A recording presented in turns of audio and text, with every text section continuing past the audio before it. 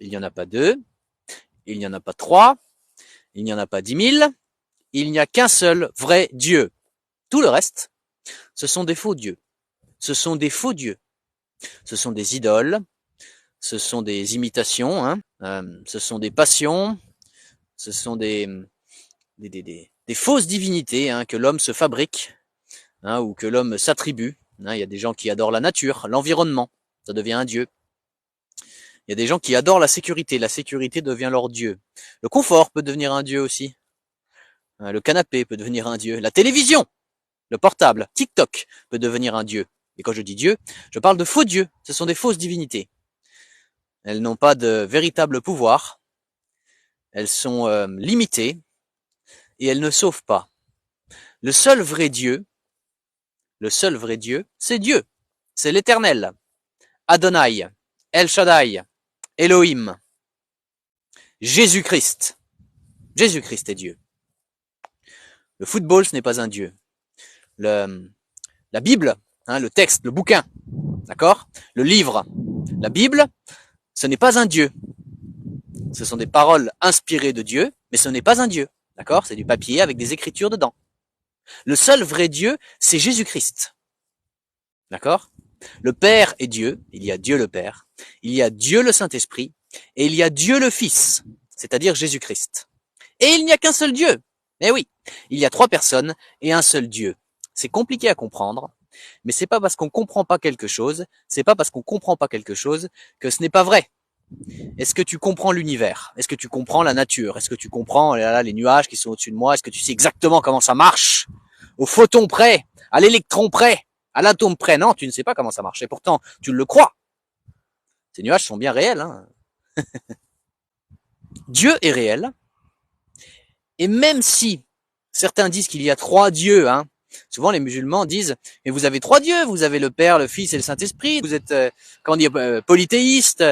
Non, non, non, non. Il n'y a qu'un seul Dieu. Jésus-Christ va dire avant qu'Abraham fût, je suis. Jésus-Christ existe de toute éternité et il s'est incarné. Il est venu sur terre pour sauver tous ceux et toutes celles qui croiraient en lui et qui se repentiraient de leurs péchés. Jésus-Christ est Dieu et il est amour. La seule stabilité, le seul ancrage qu'on peut avoir, c'est en lui. Sinon, c'est que du vent, c'est que de la fumée, c'est de la vanité. Ça ne mène à rien. Poursuite du vent. Tu peux t'accrocher à n'importe quelle idole, ça ne te mènera qu'en enfer si tu ne viens pas à Jésus-Christ durant ta vie. Tu peux t'accrocher au péché, t'accrocher au plaisir de ce monde, t'accrocher à ton idole, ça ne te sauvera pas. Ça ne te sauvera pas, et bien pire, hein, ça te précipitera en enfer. Pourquoi? Parce que Dieu est juste. Toute personne qui ne viendra jamais à Jésus-Christ hein, durant toute sa vie, qui ne croira pas en Jésus-Christ, hein, qui n'acceptera pas l'évangile durant toute sa vie et qui ne se repentira pas de ses péchés durant toute sa vie, ira en enfer. C'est direct, c'est clair, c'est précis. Hein. Et l'enfer, ce sera un lieu terrible. Un lieu où il y aura des pleurs et des grincements de dents. Une souffrance éternelle, sans fin, sans répit, sans repos. Dieu est juste. Dieu appelle à la repentance. Il appelle à s'humilier devant lui.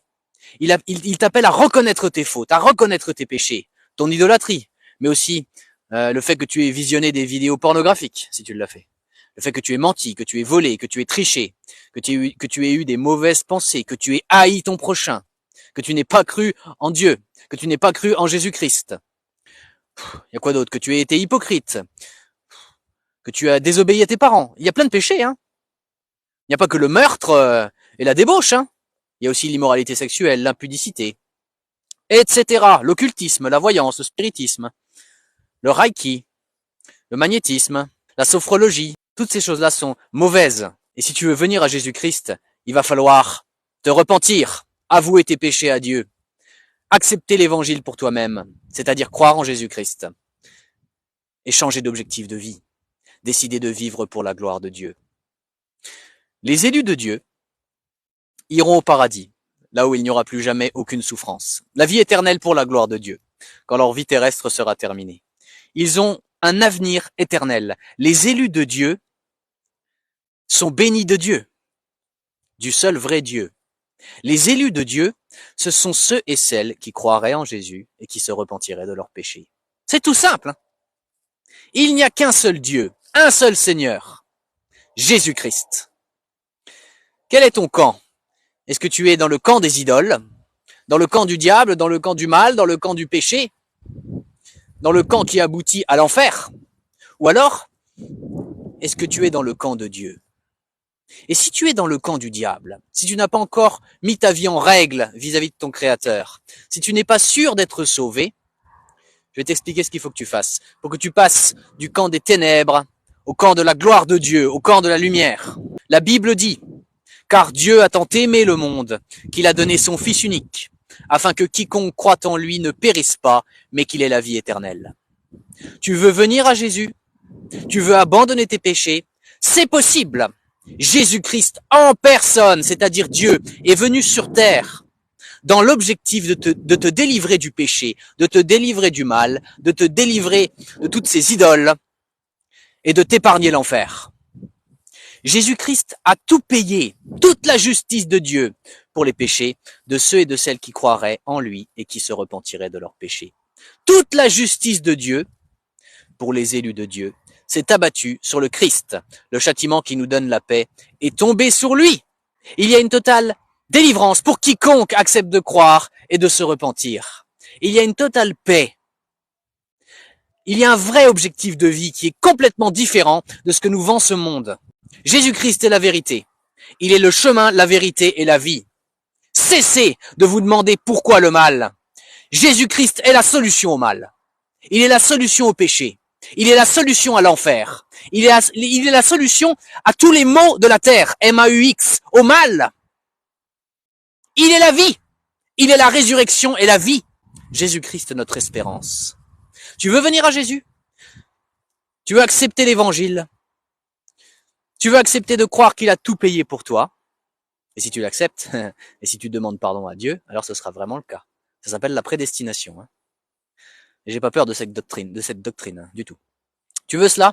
Alors, je t'invite, si tu veux venir à Jésus, à écrire ton prénom en commentaire à cette vidéo.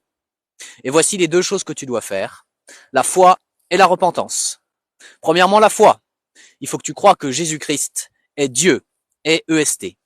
Il faut que tu crois aussi que Jésus-Christ est le seul Fils de Dieu. Il est les deux, à la fois Dieu et le seul Fils de Dieu. Et il faut que tu le crois. Il faut que tu crois que Jésus-Christ est venu sur terre en tant que 100% homme et 100% Dieu pour payer pour tous tes péchés. Il faut que tu crois que Jésus-Christ a souffert pour tous tes péchés.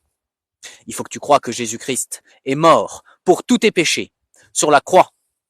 Il faut que tu crois que Jésus-Christ a été enseveli, c'est-à-dire qu'il a été mis au tombeau une fois qu'il était mort, évidemment. Il faut que tu crois que Jésus-Christ a payé toute la justice de Dieu pour tous tes péchés, à ta place. Il faut que tu crois que Jésus-Christ a payé ton enfer éternel à ta place, c'est-à-dire qu'il a réussi à payer ta punition illimitée en un temps limité. Je ne dis pas que Jésus-Christ est allé souffrir en enfer, hein. Ça, je n'ai pas trouvé d'endroit où c'est écrit dans la Bible. Mais ce que je te dis, c'est qu'il faut que tu crois que Jésus-Christ a payé ton enfer éternel à ta place. C'est-à-dire qu'il a réussi à payer ta punition illimitée en un temps limité. Voilà ce qu'il faut que tu crois. Et il faut que tu crois que Dieu a ressuscité Jésus-Christ au 3e jour. Et que Jésus-Christ est vivant pour toujours. Que Jésus-Christ est victorieux sur la mort, sur le monde, sur le diable, sur le péché. Que c'est bien Dieu qui a ressuscité Jésus-Christ au 3e jour et que Jésus-Christ est vivant pour toujours. Voilà pour la foi. Et si tu as accepté de croire tout ce que je viens d'expliquer là, alors la deuxième chose qu'il faut que tu fasses, c'est la repentance. Il faut que tu pratiques une vraie repentance devant Dieu. C'est-à-dire qu'il faut que tu parles à Dieu en le priant. Et il faut que tu lui dises combien tu regrettes de lui avoir fait du mal par tes péchés, par tes fautes. Il faut que tu cites tes fautes, tes péchés à Dieu et il faut que tu lui demandes pardon. Il faut que tu t'engages devant Dieu à ne plus recommencer à pratiquer le péché sous n'importe laquelle de ses formes. Alors arrête cette vidéo maintenant. Cite tes fautes, tes péchés à Dieu et demande-lui pardon. Vas-y, arrête cette vidéo maintenant et pratique cette repentance.